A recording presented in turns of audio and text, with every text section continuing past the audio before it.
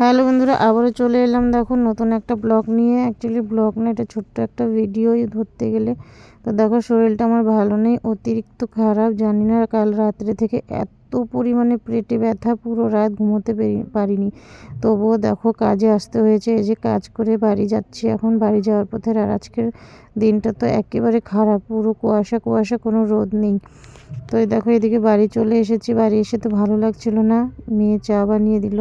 তো খেয়ে দিয়ে যে শুয়ে আছি, হঠাৎ দেখি মোটুটা এসে কম্বল খুঁজছে, ও শোয়ার জায়গা খুঁজছে। তো ওই ঘরে তো মেয়ে আর মেয়ের বান্ধবী তো একটু কাজ করছে, মানে স্কুলের হোমওয়ার্ক টোমওয়ার্ক করছে। তো ও শোয়ার জন্য জায়গা খুঁজছে। তো আমি ওকে ডাকছি, আমার কাছে আসছে না। এখানে গিয়ে কম্বলের নিচে ঢোকার জন্য অত মানে চেষ্টা করলো খুবই, তো পারলো না, কারণ কম্বলগুলো ভাঁজ করা আছে তো ওই জন্য। তো এই যে অনেকক্ষণ ধরে করছে, আর আমি ডাকছি, আমার কাছে আসছে না। তো এই যে এইখানে পুরো আলমারির উপরে উঠে গেল, উঠে যে এই জায়গাটা থেকে বসে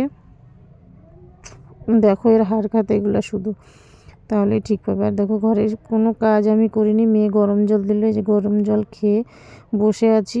আর বাইরেরটা দেখতেই পাচ্ছ, একেবারে কুয়াশা কুয়াশা, মানে একটুকু রোদের কোনো মুখ নেই। বেলা কিন্তু 12:30 1টা বাজে, তবুও দেখো রোদের কোনো দেখা নেই।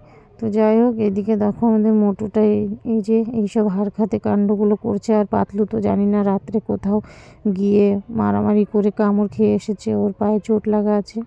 তো ওকে পরে দেখছি, তো পাতলু তো আমার কোলের মধ্যে এসে শুয়ে পড়েছে। আর এই যে মোটুটা ঘুরছে, ডাকছি আসছেই না।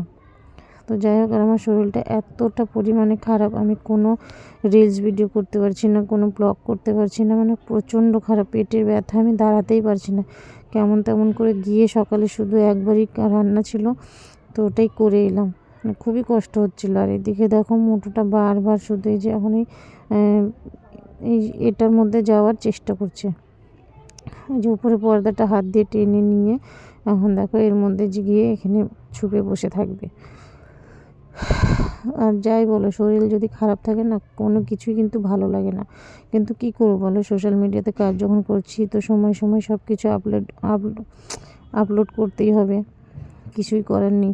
তো আমিও সেটাই করছি, এক জায়গায় বসেই দেখো এদিকে ওদিকে একটু একটু করে ভিডিও বানাচ্ছি। আর শরীরটা সত্যি এতটা পরিমাণে খারাপ, ডক্টরের কাছে না গেলেই আর না। কালকে তো পরশুদিন তো হাজব্যান্ড বাড়ি ছিল, তোমরা দেখেছো।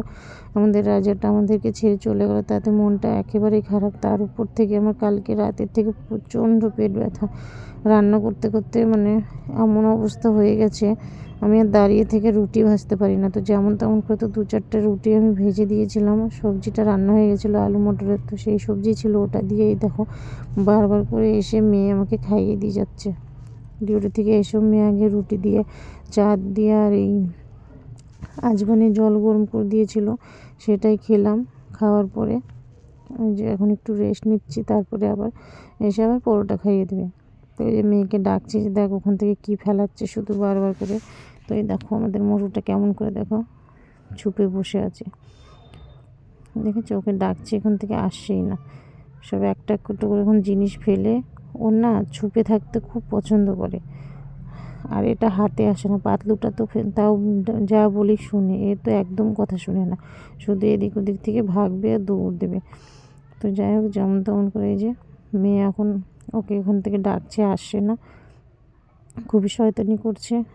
আর আমি তো এই যে বসেই রয়েছি, অন্য বেডে বসে ভিডিও বানাচ্ছি। দেখো মেয়ের বান্ধবীকে দেখেছি, ওকে দেখে আরও ভয় পাচ্ছে বেশি। আর এইদিকে এই যে মেয়ে আবার খাওয়া নিয়ে চলে এলো, ওর বান্ধবী গরম গরম পরোটা বানিয়ে দিল, আর মেয়ে এসে আমাকে খাইয়ে দিচ্ছে। আমি বলছি খাবো না, ও জোর করে খাইয়ে দিচ্ছে আমাকে, বলছে খাও, না খেলে শরীর ভালো হবে না।